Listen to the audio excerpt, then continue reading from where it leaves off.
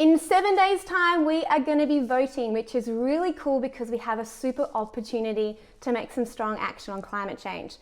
I'm going to take you through all the differences between the climate change policies within the major parties to help you have conversations with your friends and family in the next 7 days. Because they all have like a net zero 2050 target, but they're all very different and some of them are not strong at all. Actually, they don't help with climate change at all. So let's first of all talk about Scomo's climate policy, which is called the Transition Roadmap. Now, the Transition Roadmap is based on voluntary action. It means that we're waiting on private enterprise to invest in Australia to introduce technologies that haven't really yet been made to reduce our emissions. And because we have no policies in place to encourage people to invest in Australia, it's a really, really bad policy. If we follow it, we will get to 3 degrees of warming.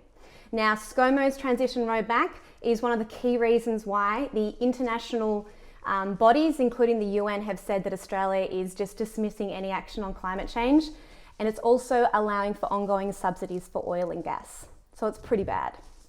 The Labor government's policy is better. It's going to help us get to 2 degrees of warming. And it's not based on voluntary action. They're going to be helping people make that transition to a carbon neutral economy.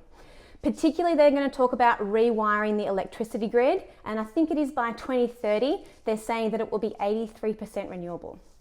They're also focusing on job creation for renewable jobs, including for TAFE, and they're talking about a lot of EV subsidies, and they're talking about making a legislative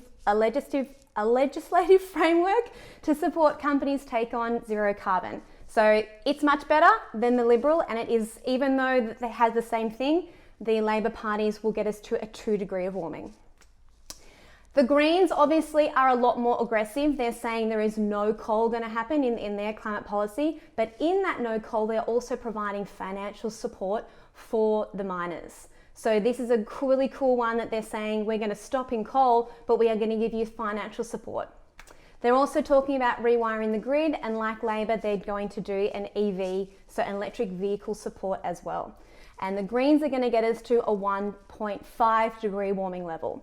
So let me just to recap that. Labor is doing a 2 degree of warming, Liberal a 3 degree of warming, and the Greens a 1.5 degree of warming.